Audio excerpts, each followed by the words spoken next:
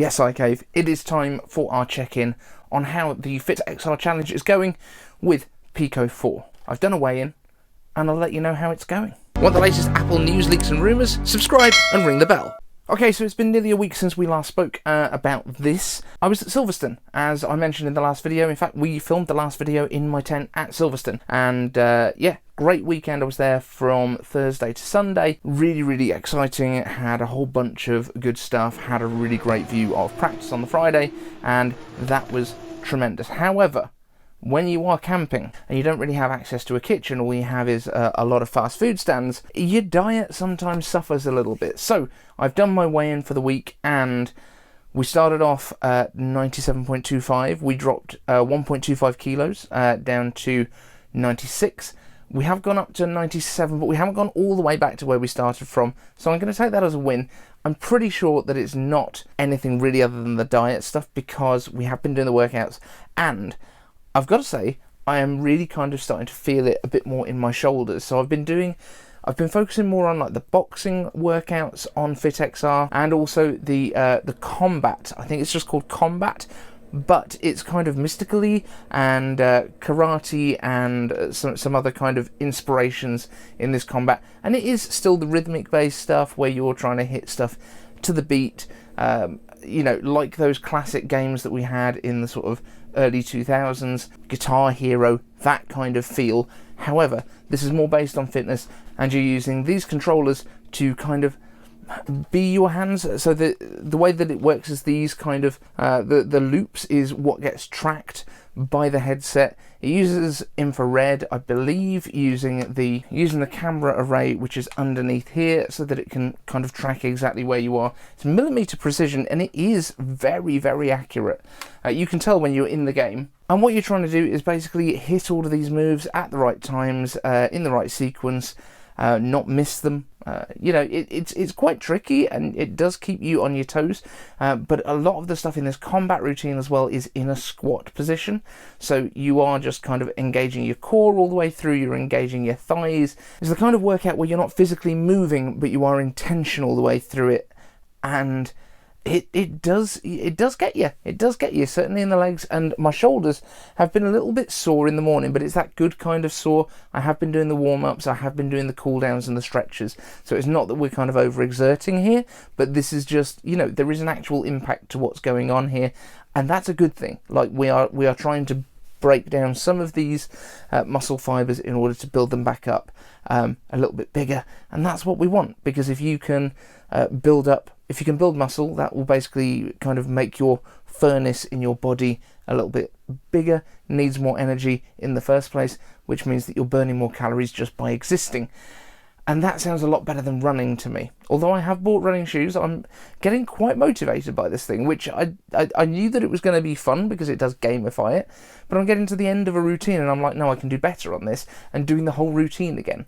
They're like 10-minute routines in most cases, so it's very motivating because you are gamifying it and you are trying to get up a scoreboard. There are certainly other games that I've been playing as well using this headset. It's not just a fitness thing, but it's so convenient that late at night, when the kids are in bed and nobody else is around, I can throw this thing on, and it's basically like being at the gym. It takes the barrier out of the way of actually physically getting changed into gym gear and travelling to a gym and then being around other people and having to do your PIN number to get in, and you then realising you've forgotten your water bottle and things. You're at your house and you can just do this stuff whenever the mood takes you, which is great. Obviously, if you do have other people in your house, number one, you might look a bit silly because you are kind of flailing your arms around. I'm going to throw some stuff up on the screen so you can see what you look like on the outside versus how awesome you feel on the inside of these games. But also, if you've got children and things around, you do need to make sure that they're not going to be kind of wandering into the space that you're playing, because you cannot see other people outside of the virtual environment in which you're working. So you'll set up your boundary every time when you get on, but obviously that doesn't stop other people moving into it. Make sure that you're in a nice clear space, and that, you know, if other people are going to come in, they need to be aware that you are going to be moving and not necessarily able to see them.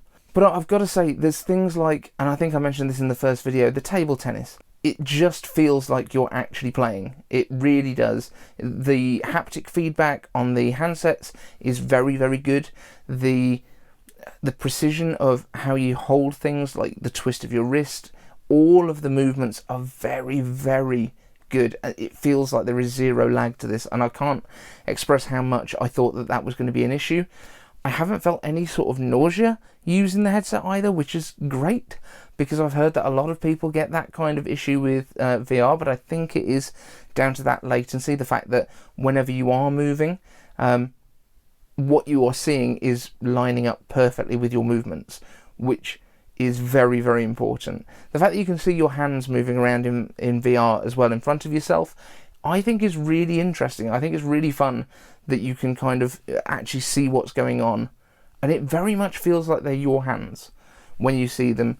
Even when you're holding, like if you're playing the Warhammer game that I've been playing, and you're waving around a bolter, which is this huge weapon, it feels like it's in your hand, because as you move, it's so accurate. I can't describe how immersive that makes things. The whole thing has been really, really good. I'm not demotivated from the fact that the weight has gone up very slightly this week. I think a little bit of a correction is fine, and also, as I say, I know that my diet's not been great.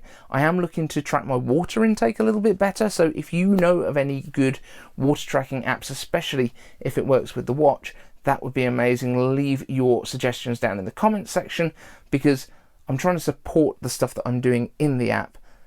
And honestly, I'm going to finish making this video and I'm going to go and play it some more, because it's just really fun.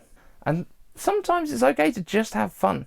If you're also getting a workout at the same time, and it's a gamified workout, I mean, that's the best of both worlds. If you can do stuff that you enjoy doing and it has a benefit for you, what more do we want here? So we will do another check-in next week on this.